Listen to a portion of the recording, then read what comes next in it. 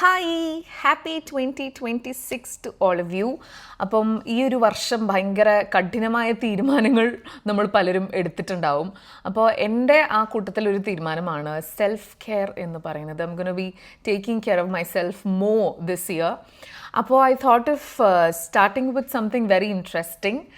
And I am a little more incline towards Ayurveda. Okay, എനിക്ക് എപ്പോഴും ഈ സെൽഫ് കെയർ വരുമ്പോൾ എനിക്ക് ആയുർവേദ കാര്യങ്ങളോടൊരു താല്പര്യം കൂടുതലാണ്. അപ്പോൾ ഞാൻ ഇന്ന് ഡോക്ടർ കാവേരി ആയുർവേദിക് ക്ലിനിക്കിലേക്കാണ് പോകുന്നത്, which is in Al Barsha. And doctor Kaveri is A very dear friend.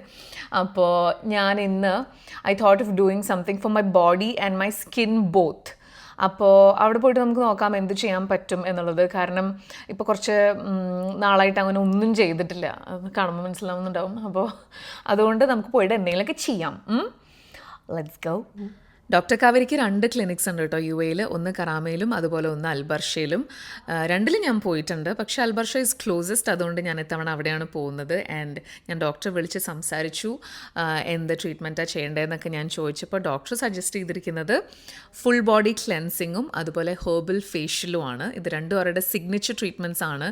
And it's really good for the body and for the skin both. നമ്മളെല്ലാവരും അറ്റ്ലീസ്റ്റ് വൺസ് ഇൻ ഒരു 2 months ചെയ്യേണ്ട ഒരു സാധനം തന്നെയാണ് ഫുൾ ബോഡി ക്ലെൻസിങ് അതുപോലെ തന്നെ ഈ ഹെർബൽ ഫേഷ്യലും ഒക്കെ.